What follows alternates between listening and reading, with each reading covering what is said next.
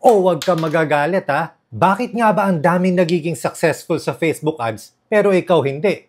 Eh lagi ka namang nasa Facebook. Sila nakakabenta hundreds of thousands, even millions every single month. Pero ikaw, hindi. Perfect naman itsura ng Facebook ads mo.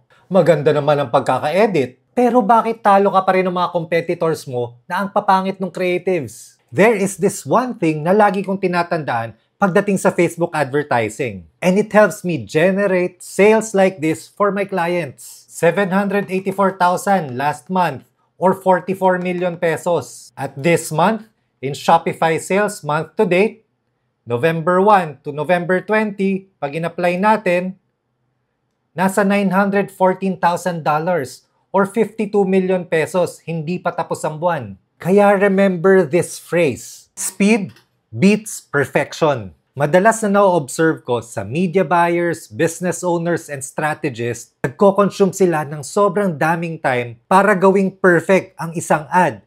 Minsan, even the smallest detail, pinapalitan pa nila. At yung nauubos mong oras pag perfect ng ad, you could have used that time to test out the creative kung magiging effective ba talaga siya or hindi.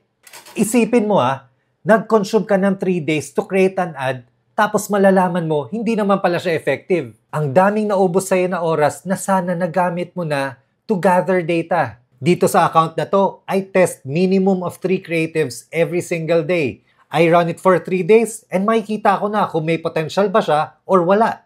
And that mindset helped me scale this account to this level. Perfect ka nga, talo ka naman.